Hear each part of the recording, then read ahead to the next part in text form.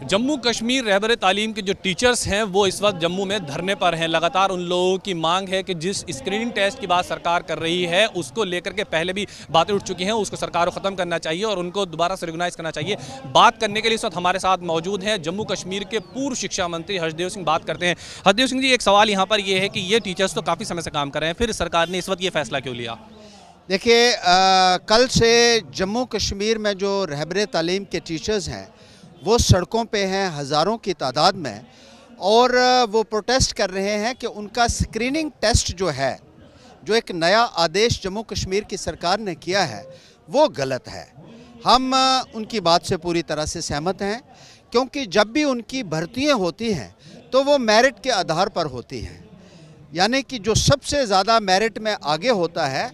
उस विलेज का या उस इलाके का रहने वाला, उसको मेरिट के आधार पर सिलेक्ट किया जाता है। तो जब आपने एक पॉलिसी निकाल दी कि हम मेरिट के आधार पर सिलेक्शंस करेंगे और 5 साल के बाद इनको रेगुलराइज किया जाएगा, पक्का किया जाएगा, फिर उसके बाद एक ऑर्डर आफ्टर थॉट आपको ये आता है कि हमने इनका स्क्रीनिंग टेस्ट भी लेना है, तो वो ना केवल कानून के खिलाफ है, एग्जिस्टिंग पॉलिसी के वायलेशन में है, बल्कि उसकी वजह से रहबर तालीम में एक बहुत बड़ा रोष है, जो कि बहुत जायज़ है। आप भी एजुकेशन मिनिस्टर रहे थे, आपके समय में क्या यही कानून था या आप सिर्फ मेरिट के आधार पर, जिस टाइम आप एजुकेशन मिनिस्टर, मेरिट के आधार पर टीचर्स की भर्ती होती है उस समय में? देखिए, हमने अपने वक्त में लगभग 35,000 टीचरों की भर्तियां रहबर तालीम स्कीम के तहत की थी, और हमने ये स्ट्रिक्ट इंश्योर किया था कि जो मेरिट में सबसे आगे होगा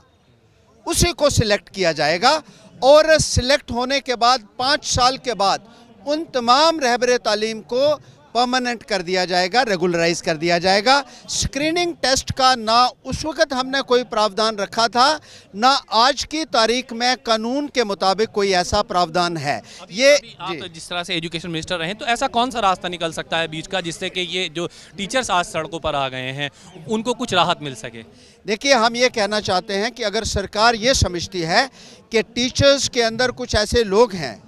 जो कि उनकी क्वालिफ़िकेशन के ऊपर उनको शक है या उनकी काबिलियत के ऊपर शक है, तो सरकार को एक पॉलिसी पहले बनानी होगी कि हम सिलेक्शन करने से पहले ही वो टेस्ट लेंगे। सिलेक्शन करने के बाद टेस्ट लेना वो उसका कोई